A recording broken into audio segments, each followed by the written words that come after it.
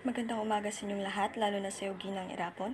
Ako po si Tricia Loyosa at aking iulat ang Kabanata 36 ng El Filibusterismo na pinamagatang mga kagipitan ni Benzaib. Bago ko babasahin ang buod ay akin munang tatalakayin ang mga tauhan sa kabanatang ito. At narito ang mga tauhan. Una ay si Benzaib, isang mamamahayag na sumusulat tungkol sa mga pangyayari na naganap. Ginawa niyang mga bayani sa kanyang mga sulitin ang Gobernador General, Padre Irene, Don Custodio at Padre Salve. Pangalawa ay ang Gobernador General. Pinagbawalan niya ang sino man na mag-usap tungkol sa mga pangyayaring naganap sa kasal ni Paulita at Juanito Pilaes. Pangatlo ay ang Padre Irene, isa sa mga ginawang bayani ni Benzaib sa kanyang mga sulatin. Pang-apat ay ang Don Custodio, isa rin sa mga ginawang bayani ni Benzaib sa kanyang mga sulatin. Si Padre Salve, isa pang ginawang bayani ni Benzaib sa kanyang mga sulatin. Panghuli ay si Simon.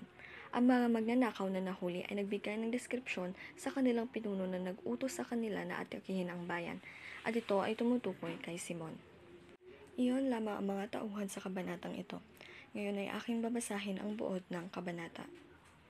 El Filibusterismo, Kabanata 36, mga kagipitan ni Benzaib. Mula sa bahay ni Kapitan Tiago ay patakbong tinungo ni Benzaib ang kanyang tanggapan.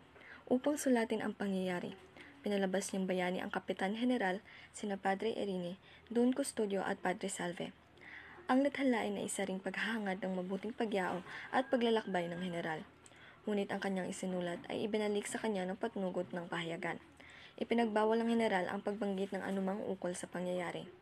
Tumating ang balita mula sa Pasig.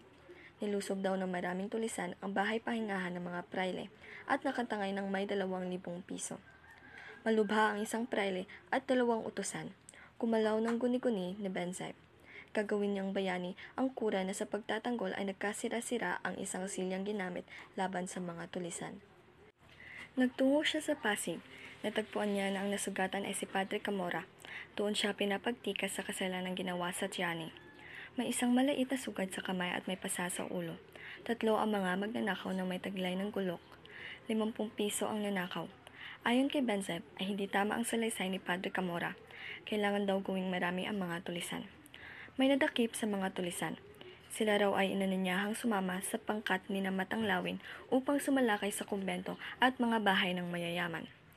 Pinangungunahan sila ng isang Kastila na mataas, kayumanggi, puti ang buhok at ang pasabi kumikilo sa utos ng Kapitan General na kaibigan niyang matalik. Katulong pa raw nila ang mga artelyero. Wala raw dapat ikatakot. Ang hudyat daw ay isang malakas na putok. Walang putok. Inakala ng mga tulisan na sila ay nilinlang. Nagsiurong ang ilan. Ang iba'y nagsibalik sa bundok. Balak nilang maghiganti sa Kastila na makalawa ng lumuko sa kanila. Ang 3 tulisan ay nagpasyang manloob.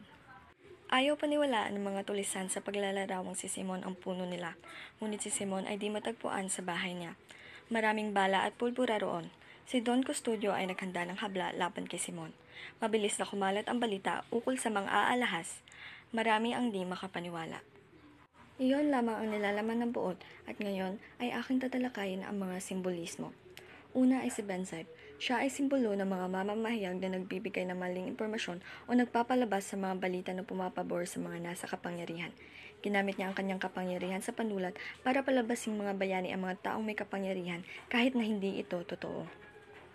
Pangalawa ay ang mga tulisan.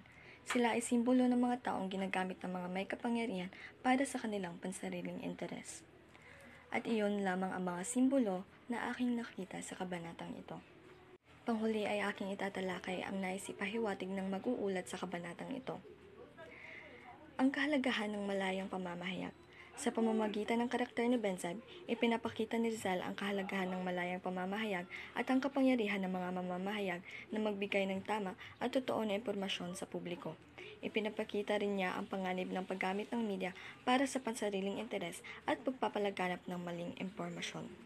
At iyon lamang po sa kabanatang ito. Sana ay mayroon kayong natutunan. Muli, ako po si Tricia Loyosa at maraming salamat sa panonood at pakikinig.